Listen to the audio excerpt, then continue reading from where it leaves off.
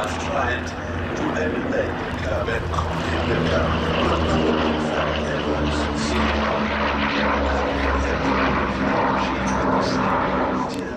It's quite uncomfortable. It's been good fun game. When you fly it, you finally fell in love with it. Well, of course, it's true of almost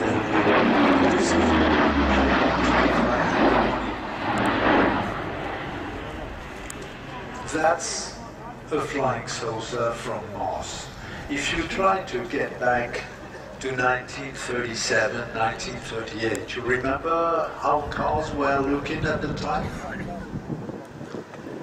And then suddenly from Burbank, north of Los Angeles, from the Lockheed factory, emerged that flying machine.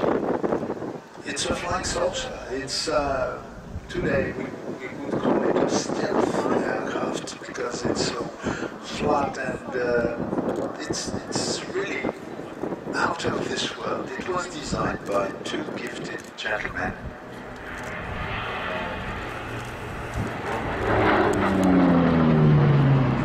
Chief engineer from Lockheed, and his young deputy was Kelly Johnson, who was 25, 26 years old at the time, and I said earlier that someone had said about Johnson that he could see the wind.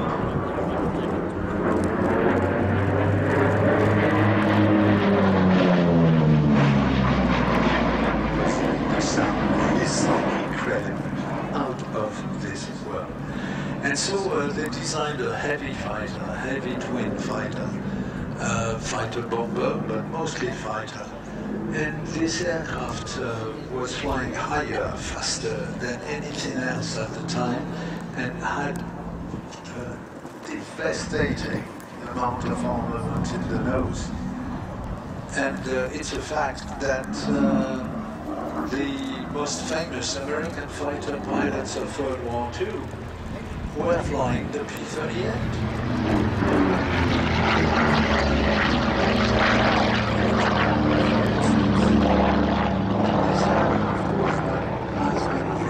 As a single seater on a single engine, but due to its aerodynamic characteristics, it could outdive and outclimb everything else.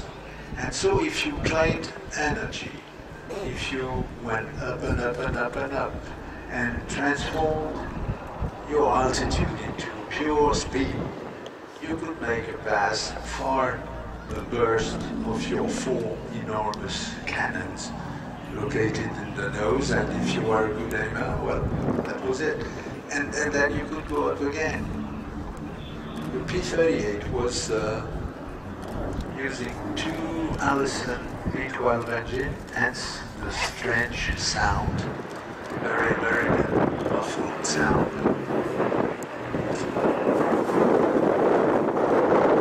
It's a fighter flown not through a stick, but through a wheel. So it's a big aircraft. It's complicated, it's Lockheed never made solutions when they made aircraft. They made them as complicated as possible. But it worked. And the direct son of the Lightning was another legendary aircraft using the same wing design. It's called the Constellation.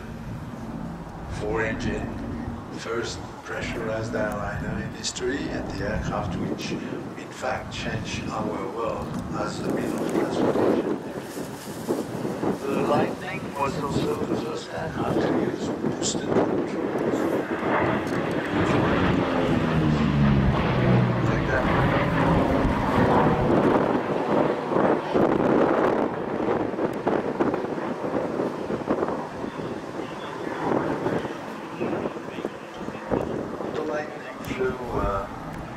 Everywhere during the war, in the Pacific, in the Mediterranean, all over Europe, and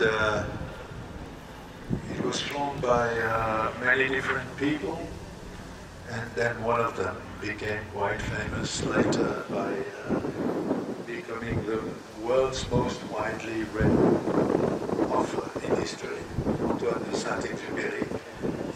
He wrote The Little Prince, which still sells more than 1 million copies per year. And today they've clocked more than 130 million copies of The Little Prince sold, and Saint-Ex was flying the same aircraft when he disappeared on the 31st of July 1944. So during the revolution, started in Corsica, which was due to take photos of German forces near the Swiss border. The P-38 became an icon too, and today in the whole wide world he does not shy away from the sword. Whoever travels against his side, a long flashing spear